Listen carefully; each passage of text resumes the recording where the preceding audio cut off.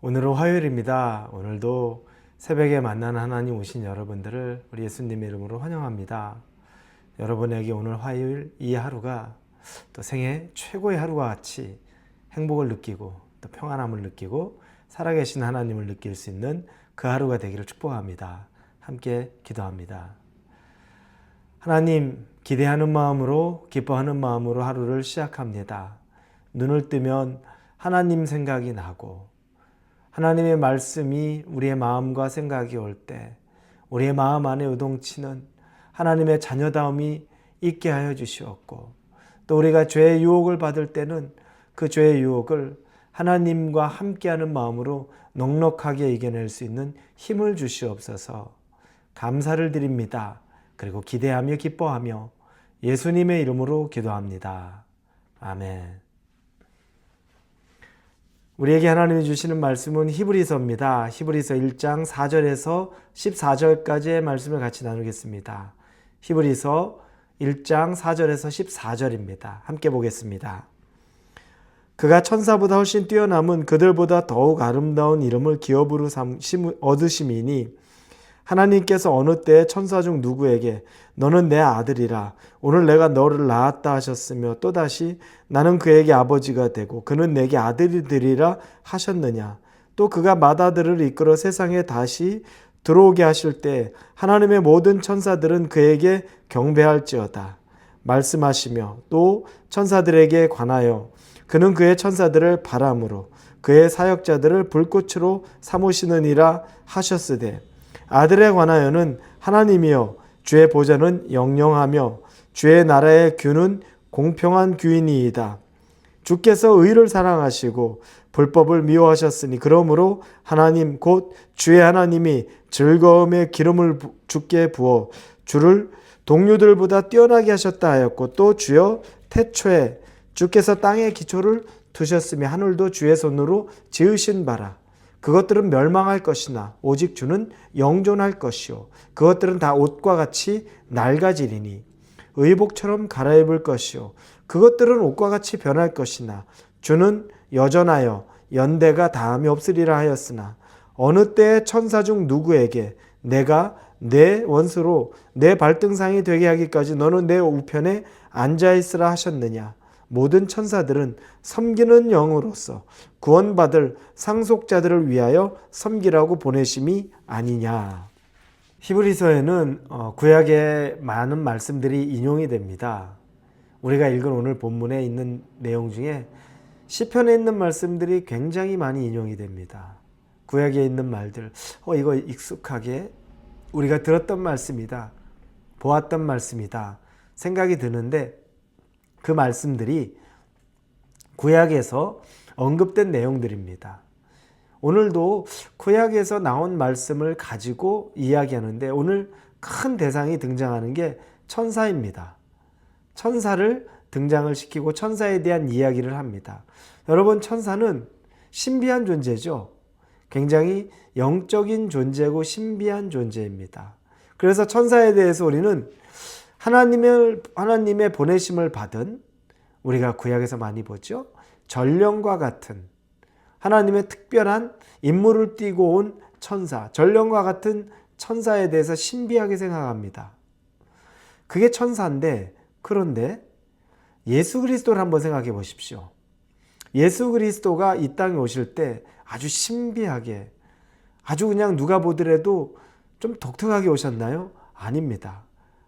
너무너무나 평범하고 사람의 몸으로, 육신의 몸으로 아기로 태어나서 정상적으로 육체를 가지고 성장하는 모습들, 그리고 공식적인 생애를 시작할 때 비로소 그때 돼서 하나님이 주시는 그 영적인 능력으로 그분이 사람들 가운데 하나님의 능력을 표출하신 거죠.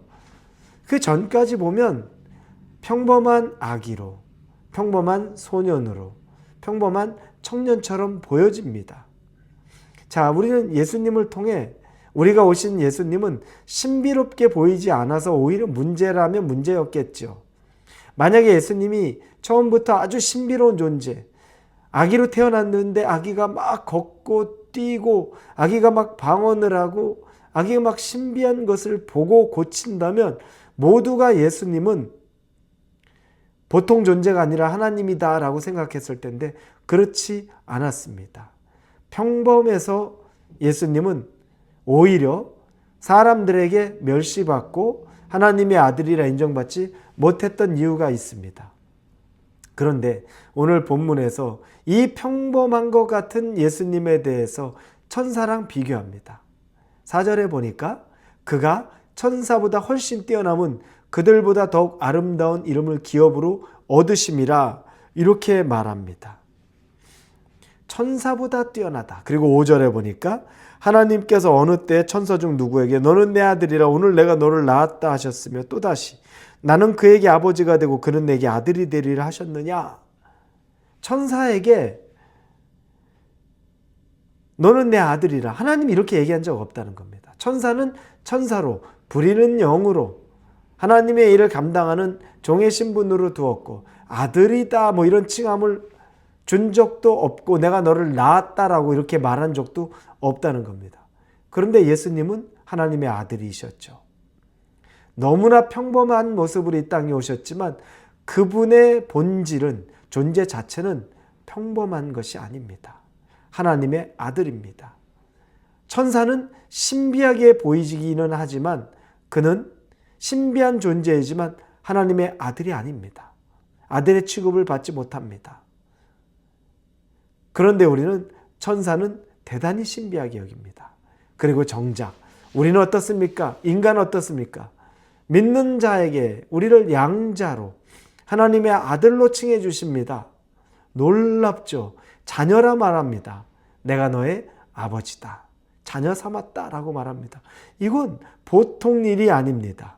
이 보통 일이 아닌 건 우리가 누리고 삽니다. 그런데 중요한 건 그래서 우리는 예수님과 똑같은 존재, 하나님과 똑같은 존재는 되지 못하지만 그분의 자녀인 것. 이건 변함없는 진리죠. 엄청난 능력이 있는 겁니다. 천사랑도 비교가 사실은 안 되죠. 단지 우리가 이 땅에 육신을 입고 사는 동안 제한되어 있는 기간 동안 우리가 이렇게 있지만 우리는 하나님의 창조물로 자녀로 우리의 본질이 있다는 겁니다.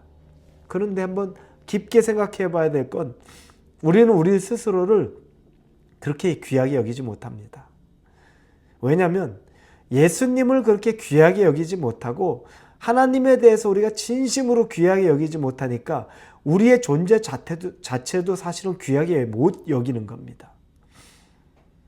그냥 말로는 하나님의 자녀다, 예수님의 자녀다라고 얘기하지만 우리가 진실로 하나님의 자녀로, 예수님의 자녀로 우리가 그걸 믿고 산다면 우리는 우리 존재를 천사보다 못한 것처럼 여기지 않을 겁니다. 귀하죠. 천사는 귀하지만 하나님의 부리는 영이죠. 그런데 우리는 그거보다 훨씬 더 귀한 존재라는 겁니다. 왜 이야기를 하냐면 자꾸 초점이 예수님은 인성을 가지고 인간으로 그래서 천사랑 비교해서 뭔가 특별한 게 없어 보이는 것처럼 보여서 그렇게 여긴다는 겁니다. 우리도 하나님을 예수님을 그렇게 여기며 그냥 오히려 좀 신비로워 보이는 존재에 그런 것에 더 관심 갖고 본질을 놓치는 것 아닙니까? 신앙생활 할 때도 신비로운 것, 천사처럼 좀 이상한 것에는 우리가 훨씬 더 많이 집중하고 거기에 관심 갖는데 평범한 것, 말씀으로 오신 성경 말씀의 하나님이라고 하면 별로 신령하게 여기지 않습니다. 말씀과 기도의 능력이 있는데도 그런 건 별로 신령해 보이지 않고 누군가 어떤 사람이 아주 신령한 듯이 외모를 하고 거기서 나오는 것이 신령해 보이면 그걸 더 따르려고 합니다. 여러분, 예수님은 평범한 모습으로 이 땅에 오셨습니다. 그러나 그 외모는 평범해 보였지만 능력은 신령합니다. 우리가 따를 것은 오히려 겉으로는 별것 아닌 것 같아도 그 내용이 예수님처럼 우리도 그와 같은 능력과 또 그와 같은 마음으로 신앙생활을 하고 그걸 믿고 사는 사람이 참으로 겉으로는 평범한 사람처럼 보여도 하나님 보기에 하나님의 자녀, 예수님의 자녀처럼 살아간다는 것을 기억하시고 여러분의 자존감이 진짜 예수님을 잘 믿는 것으로 회복되고 그 회복된 자존감으로 오늘 하루를 살 수 있기를 예수님의 이름으로 축원합니다. 기도하겠습니다. 감사합니다. 천사 보고는 아들이라 칭하지 않았고 내가 너를 낳았다라고 말하지 않았지만 예수님에게는 그렇게 말씀하시고 또 우리를 자녀 삼아 주시니 얼마나 감사한지 모릅니다. 우리의 영적인 자존감이 충만해지기를 원합니다. 예수님의 이름으로 기도합니다. 아멘.